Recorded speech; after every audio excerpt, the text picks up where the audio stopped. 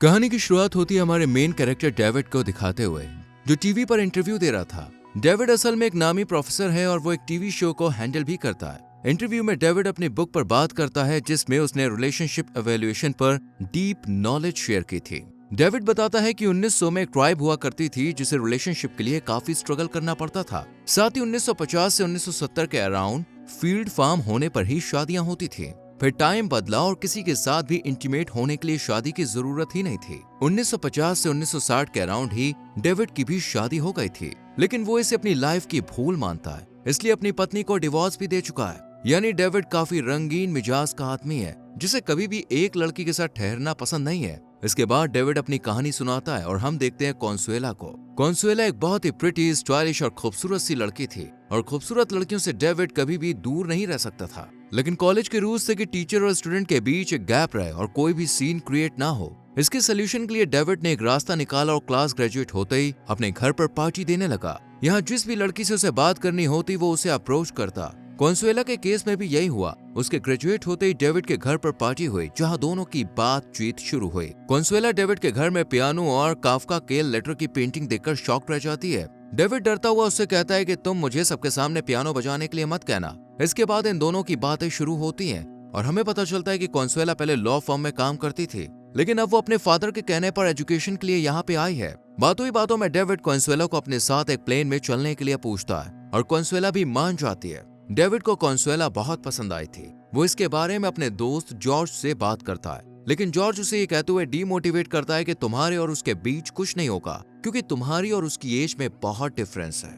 इसी रात David Caroline नाम की एक लेडी के साथ फिजिकल होता है और इसी बीच उसे अपने बेटे का कॉल भी आता है, लेकिन डेविड कॉल नहीं उठाता क्योंकि वो हमेशा डेविड पर भड़कता है। कैरोलिन और डेविड की बातों से ये साफ था कि डेविड अपने बेटे के साथ रिलेशन मेंटेन करना चाहता था, क्योंकि डेविड ने अपनी बीवी को डिवोर्स दिया था, इसलिए उसका बेटा उससे ठीक से बिहेव नहीं करता था। अगले दिन डेविड और कॉन्सुएला दोनों प्ले देखने पहुंचते हैं, लेकिन भीड़ ज्यादा होने की वजह से डेविड के घर आ जाते हैं, जहां डेविड कॉन्सुएला को पियानो बजा के दिखाता है और फिर अपने द्वारा खींचे गए फोटोग्राफ्स भी दिखाता है, जहां ये दोनों इतने करीब आ जाते हैं कि इंटीमेट हो जाते हैं। कुछ दिन बाद डेविड इस सब के बारे में जॉर्ज को बताता है, पर जॉर्ज का भी यही कहना था कि वो फर्स्ट मीटिंग के बाद तुम्हारे पास कभी नहीं आएगी। इस पर हंसते हुए डेविड बताता है कि वो दोबारा आई थी, यानी इन दोनों का रिलेशन अब शुरू हो चुका था। एक दिन इंटीमेट होने के बाद कॉन्सुएला डेविड के रिलेशंस के बारे में पूछती है और खुद भी खुलासा करती है कि उसके अब तक 5 बॉयफ्रेंड रहे हैं। ये सुनते ही डेविड का मुंह उतर जाता है क्योंकि वो अब बूढ़ा हो चुका था, जबकि कॉन्सुएला एक यंग लड़की थी। इसलिए वो सोचने लगता है कि एक दिन कोई यंग आदमी आएगा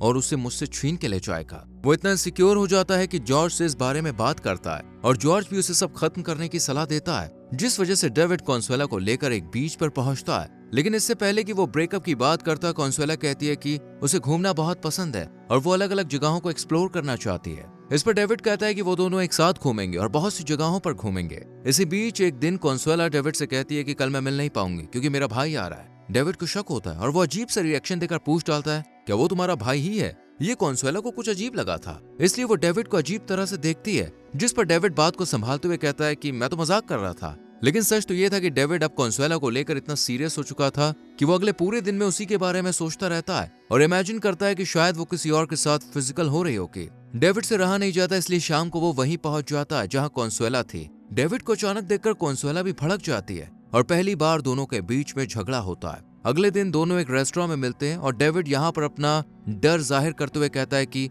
हमारे बीच एज डिफरेंस बहुत है, लेकिन कॉन्सुएला कहती है कि उससे कोई फर्क नहीं पड़ता, वो बस उसके साथ रहना चाहती है। इसके बाद ये दोनों एक साथ रहने का फैसला करते हैं और इस फैसले से दोनों बहुत खुश थे। लेकिन डेविड ने अभी भी कैरोलिन से अपना रिश्ता खत्म नहीं किया था, बल्कि एक दिन इंटीमेट होते हुए जब कैरोलिन को लगा कि डेविड यहाँ किसी और के साथ इंटीमेट हुआ है, तो उसने झूठ बोला कि वो उसका फ्रेंड था। खैर, इसके बाद डेविड और कॉन्सुएला अलग अलग जगहों पर घूमने के लिए निकल जाते हैं। वापस आने के बाद कॉन्सुएला डेविड के दोस्त को देखती है जो एक लड़की के साथ था। इस पर डेविड कहता है कि मुझे पता है वो दोनों रिलेशनशिप में है, पर तुम मुझे इस बारे में मत बताओ। डेविड की बातों से कॉन्सुएला समझ गई थी कि वो किसी भी तरह का कमिटमेंट नहीं चाहता है, इसलिए नेक्स्ट मीटिंग में कॉन्सुएला डेविड को अपनी एक पार्टी में इन्वाइट करती है, जहाँ उसे कॉन्सुएला के पेरेंट्स से भी मिलना था। यानी कॉन्सुएला अब कमिटमेंट चाहती थी, लेकिन पेरेंट्स की बात सुनते ही डेविड हिचकिचाने लगता है। पर जैसे तैसे ही वो कॉन्सुएला के पेरेंट्स से मिलने के लिए राजी हो जाता है, लेकिन उससे पहले अपने दोस्त जॉर्ज को मिलकर उसे सारी बात बताता है और साथ ही ये भी कन्फेस करता है कि वो सब मुझे देखकर क्या सोचेंगे, ये सब बहुत अजीब होगा। डेविड कहीं ना कहीं अपनी एज लुक्स को लेकर डर रहा था, क्योंकि कॉन्सुएला उससे पूरे 30 साल छोटी थी, पर फिर भी वो पार्टी वाले दिन जाने के लिए रेडी हो जाता है, लेकिन हिम्मत नहीं कर पाता और कॉन्सुएला को फोन करके कहता है कि मैं ट्रैफिक में हूँ और आज नहीं आ पाऊंगा। ये सुनते ही कॉन्सुएला का दिल टूट जाता है और वो डेविड को एक वॉइस मैसेज भेजकर अपनी भड़ास निकालती है। कॉन्सुएला कहती है कि ये मेरी पार्टी के लिए बहुत जरूरी था, तुम्हारा मेरे पेरेंट्स से मिलना बहुत जरूरी था, पर फिर भी तुम नहीं आए, पता नहीं क्यों मैं तुमसे प्यार करती हूँ। इसके साथ ही वो फोन पर ही डेविड से ब्रेकअप भी कर लेती है। रात को डेविड ये सब सोच ही रहा था कि तभी यहाँ पर उसका बेटा कैनी पहुंचा। कैनी असल में एक न्यू रिलेशनशिप में है और वो उस लड़की से बहुत प्यार भी करता है, लेकिन वो शादीशुदा भी है। अब ऐसी सिचुएशन में क्या करें और क्या नहीं, वो इसी की सलाह लेने के लिए डेविड के पास आया था।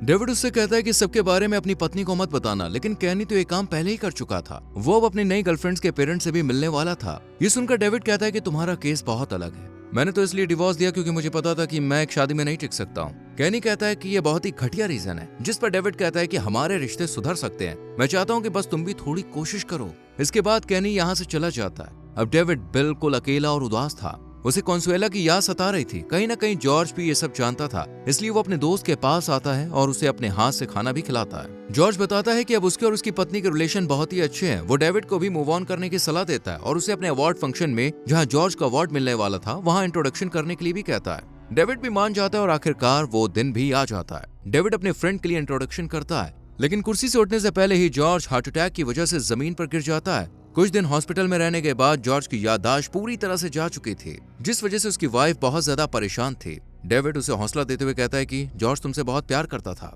दरअसल अब जॉर्ज की मौत हो चुकी थी और डेविड ने भी मूव ऑन कर लिया था। एक रात वो कैरोलिन से मिलता है, दोनों बातें करते हैं और डेविड कहता है कि हमारी लाइफ में कभी भी राइट पार्टनर नहीं आया, लेकिन इसके जिम्मेदार भी हम ही लोग हैं। यहाँ डेविड कॉन्सुएला के बारे में भी कैरोलिन को सब सच बता देता है और कैरोलिन ये सोचकर खुश थी कि एटलीस्ट उनके बीच एक ऑनेस्टी, पक्की दोस्ती तो है। इसके बाद कहानी में सीधा 2 साल बाद का समय दिखाया जाता है। डेविड अब सब कुछ भूल चुका था कि तभी उसे कॉन्सुएला का एक मैसेज आता है, जिसमें वो कहती है कि मुझे तुमसे बहुत जरूरी बात करनी है। डेविड ये मैसेज देखकर भी अनदेखा कर देता है, क्योंकि वो डर रहा था कि कॉन्सुएला की लाइफ में क्या चल रहा होगा। लेकिन एक दिन कॉन्सुएला सीधे डेविड के घर के बाहर आकर उसे फोन करती है और डेविड भी उसे घर के अंदर बुला लेता है। दोनों हक करते हैं, लेकिन कॉन्सुएला इस बार कुछ अजीब थी, उसके बाल भी छोटे थे। डेविड जब इस बारे में पूछता है तो उसे पता चलता है कि कॉन्सुएला को ब्रेस्ट कैंसर है। ये सुनते ही डेविड की आंखों से आंसू बहने लगते हैं, वो रोने लगता है। कॉन्सुएला कहती है कि उसने बहुत सारा समय बर्बाद कर दिया, उसे झगड़ने में, लड़ने में और दूर रहने में सब समय खराब किया। लेकिन सच तो ये है कि जितना प्यार डेविड ने उसे किया,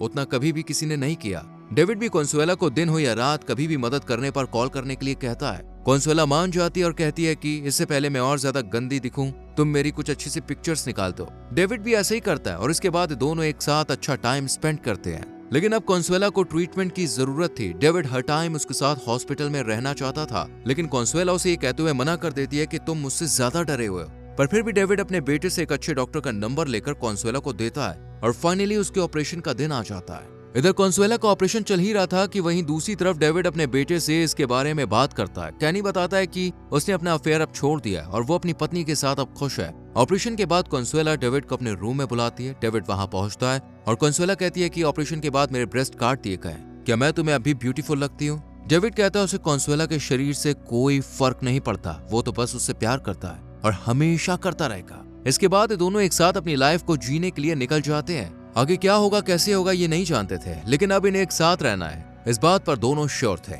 और इसके साथ इस प्यारी सी कहानी की यहीं पर एंडिंग हो जाती है। तो दोस्तों, आपको एक ओल्ड मैन और यंग वीमेन की ये प्यारी सी लव स्टोरी कैसी लगी कमेंट सेक्शन में जरूर बताएं। वीडियो पसंद आई हो तो लाइक और शेयर करके चैनल को सब्सक्राइब करें। और अगर आपको इस मूवी का लिंक चाहिए तो हमारे टेलीग्राम चैनल को ज्वाइन कीजिए, जिसका लिंक आपको डिस्क्रिप्शन में मिल जाएगा। Thank you so much for watching.